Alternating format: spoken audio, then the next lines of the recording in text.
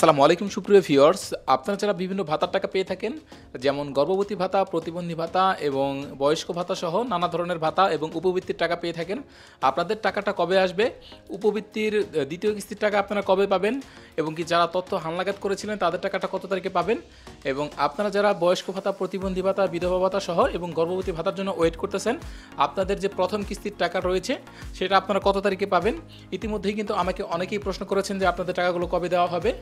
তো ভিডিওটি শুরু করার আগে প্রথমে আপনাদেরকে একটি তথ্য নিশ্চিত করে রাখতেছি যে ভাতাভোগীরা এখনও পর্যন্ত আপনাদের এনআইডি কার্ড ব্যবহার করে সিম কিনে সেটাতে নগদ বিকাশ যে কোনো একটা মোবাইল ব্যাংকিং অ্যাকাউন্ট খুলে সেই নাম্বারটা আপডেট করেননি, তারা কিন্তু একটি টাকাও পাবেন না।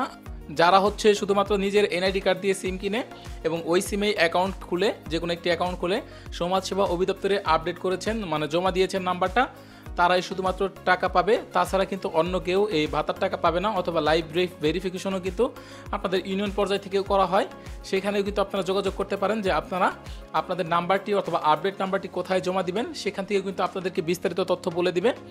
এবং যারা এখনও পর্যন্ত দেয়নি তাদের কিন্তু এখনও সময় রয়েছে, অবশ্যই নিজ নিজ যে সমাজসেবা অধিদপ্তর রয়েছে নিকটস্থ অথবা ইউনিয়ন পরিষদের সাথে যোগাযোগ করে আপনাদের যে আপডেট নাম্বারটা রয়েছে সেটা কিন্তু জমা দিবেন। যারা জমা দিয়েছে শুধুমাত্র তারাই পাবে।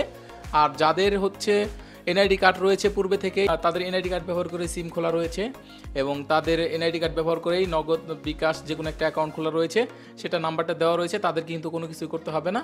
আর যাদের আপনাদের এনআইডি কার্ড ব্যবহার করে জমা দেওয়া হয়নি তাদের কিন্তু অবশ্যই মাস্ট বি দিতে হবে, আপনাদের জমা দিতে হবে নতুন করে অ্যাকাউন্ট খুলে, তারপর কিন্তু নতুন নাম্বার জমা দিতে হবে। আর যাদের হচ্ছে এনআইডি কার্ড নেই তারাও কিন্তু আপনাদের জন্ম নিবন্ধন নিয়ে আপনারা নিকটস্থ সমাজসেবা অফিসে যোগাযোগ করবেন। পরবর্তীতে তারা কিন্তু আপনাদেরকে অ্যাক্টিভ করে দেবে আপনাদের অ্যাকাউন্টটা এবং আপনাদের টাকাটা কত তারিখে আসতে পারে, আপনাদের বিভিন্ন ভাতার টাকা যেমন গর্ভবতী ভাতা, বয়স্ক ভাতা, প্রতিবন্ধী ভাতার টাকা, এই টাকাগুলো কত তারিখে আসবে এই নিয়ে এবং উপবৃত্তির টাকাও কিন্তু কত তারিখে পাবেন এই নিয়েও কিন্তু আমাকে অনেকে প্রশ্ন করেছেন। তো আপনাদেরকে প্রথমে বলে রাখতেছি, আপনারা যারা বয়স্ক ভাতা পেয়ে থাকেন, প্রতিবন্ধী ভাতা পেয়ে থাকেন, যে কোনো ধরনের ভাতা পেয়ে থাকেন, আপনাদের ভাতারটাকে কিন্তু অর্থাৎ সামনের সেপ্টেম্বরের 15 তারিখের দিকে কিন্তু পেরোল পাঠানো হতে পারে। এর আগেও কিন্তু আপনাদেরকে আরও একটি ভিডিওতে বলেছিলাম যে সেপ্টেম্বরের শেষ সপ্তাহ থেকে পরবর্তীতে অক্টোবরের মাঝামাঝি পর্যন্ত শুরুর প্রথম 2 সপ্তাহ পর্যন্ত কিন্তু আপনাদের টাকাগুলো বিতরণ করবে। তো এটা হচ্ছে যে পূর্বের বছরগুলোতে কিন্তু এভাবেই টাকা দিয়ে আসছে। আপনারা সেপ্টেম্বরের শেষ সপ্তাহ থেকে অক্টোবরের মাঝামাঝি সময়ের মধ্যেই কিন্তু আপনাদের বিভিন্ন ভাতার টাকা আপনাদের অ্যাকাউন্টে পেয়ে যাবেন।